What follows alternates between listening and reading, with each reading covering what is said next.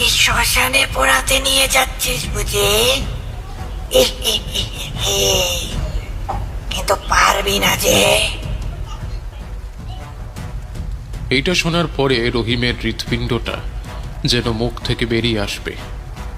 ও জীবনে আগে কখনো এতটা ভয় কোনো দিন পায়নি। কে কে কে?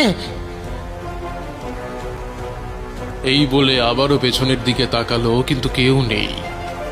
ঠিক কি যে হচ্ছে কিছুই ঠাউর করতে পারছে না রহিম। তুই যতই চেষ্টা কর আমাকে শ্মশানে নিয়ে যেতে পারবি না। আর আমাকে পোড়ানোর চেষ্টা করার জন্য তুইও মরবি, বাঁচবি না। রহিম এবারে পরিষ্কার বুঝলো কথাটা ঠিক ওর পেছন থেকেই আসছে।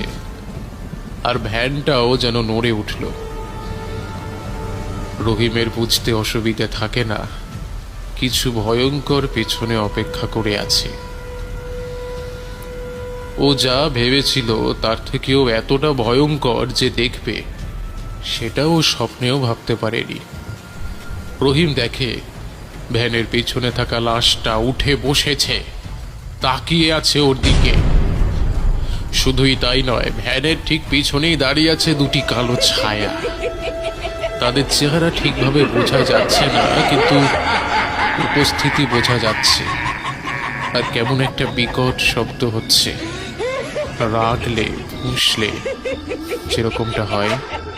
আমাকে শ্মশানে পোড়াতে নিয়ে যাবি না। রহিমের মুখ দিয়ে কোনো কথা, কোনো শব্দ কিচ্ছু বেরোলো না।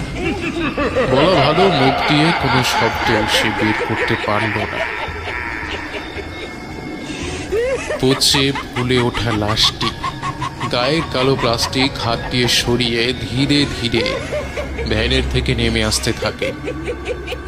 রহিম বুঝতে পারে এখানে দাঁড়িয়ে সে বেশিক্ষণ রক্ষা পাবে না, তাই উল্টো পাশের মাঠে নেমে ছুটতে শুরু করে সে। ওর মনে পড়ে কাদার মধ্যে দিয়ে প্রাণপণে ছুটে চলেছে রহিম।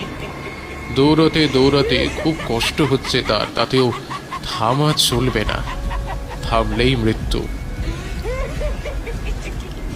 ওকে বাঁচতেই হবে। ওর বউ আছে, ওর মেয়ে আছে, তাদের জন্য রহিমকে বাঁচতেই হবে, কারণ পৃথিবীতে রহিম ছাড়া